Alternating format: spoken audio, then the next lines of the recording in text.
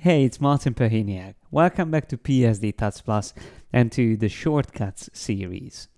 Today I'm going to show you a couple of useful things with the pen tool. If you have been following the basic series, you might remember this example when I showed you the basic keyboard shortcuts with the pen tool. But today I'm going to share another great feature which is quite hidden, and don't be afraid, it's not only a CS6 feature, you can use it in previous versions as well. So let me just select the pen tool, keyboard shortcut is P, and then as you can see I have some shapes here which I would like to draw over with the pen tool. I'm going to draw paths, so I don't need to have them on separate layers at the moment, just to show you how it works. So the basic behavior of the pen tool is whenever you click, it creates a point, an anchor point, and then you can click again and it will create a straight line between those two. So this is how it works, and when it's a fairly simple shape with only straight lines like this star, then it's not a problem. I mean, it works just fine. But what if we have a shape like this here on the right? Now in this case, when I put down the first anchor point and then I click on the next one, it creates a straight line.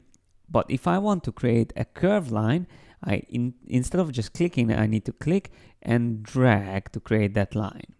Now here, after I created the first one, the next time when I'm going to click, it will automatically create a shape which will follow that line because it is symmetrical. Now obviously it is not easy to tell what's happening if you have the default options for the pen tool. You have to get used to, and throughout the years I'm teaching Photoshop. Pen tool is one of the most complicated tools to learn for beginners.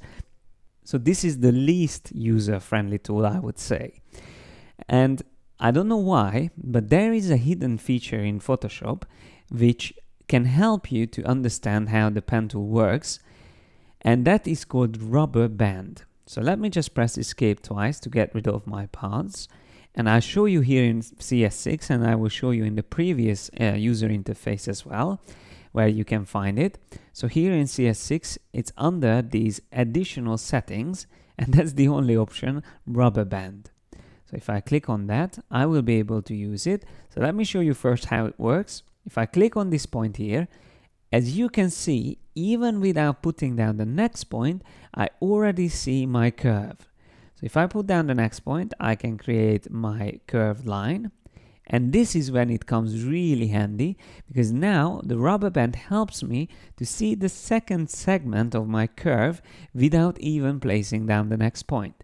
So even without placing it down, I can already see how it will look like. I can put it down, then I can click and drag until it fits the curve behind, and then again I can see the curve itself. So that can save a lot of time, the rubber band feature, especially when you are trying to get familiar with the pen tool and how to work with curves. This here is just a reminder that you can also use Shift, Control or Command, and Alt and Option when you work with the pen tool. But before I show you those, just as a reminder, I want to switch to Photoshop CS5, and I want to show you to make sure that you can find this feature because it's a bit different here. Here you also have that little arrow, down pointing arrow, and that's the pen options, and there's the rubber band. So good news, if you don't have Photoshop CS6, you can also use this in previous versions. So here you can also click, and as you can see, it already works the same way as in CS6. Okay, so let me just switch back to CS6, and here I just wanted to show you these keyboard shortcuts. So for example, if you want to draw horizontal and vertical lines with the pen tool, you can do that easily by holding down Shift. So that will help you to draw horizontal vertical lines, or you can also use it to draw 45 degrees.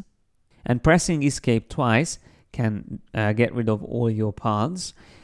Then if you have already a shape or a path, you can use Command to select specific points and move them around. When you let go Command or Control on PC, you will get back to the pen tool. That's also quite useful. And if you have a shape like this tree here, You can also use the convert point options when you draw a line, and you can see that here we need a different way of bending this curve. So we need a corner point here. We can hold down Alt or Option and click on that point, and then we get rid of the curve. So we can draw another completely separate curve. Once again here, we need that. So Alt click in the middle and then continue drawing. So remember these keyboard shortcuts, and don't forget the Rubberband feature. If you already use the pen tool, you can still give it a try. It might help you to work with the pen tool, but if you are new to the pen tool, this will save you a lot of time and frustration to learn the way to work with the pen tool. And that was all for today. I hope you enjoyed this part of the shortcut series.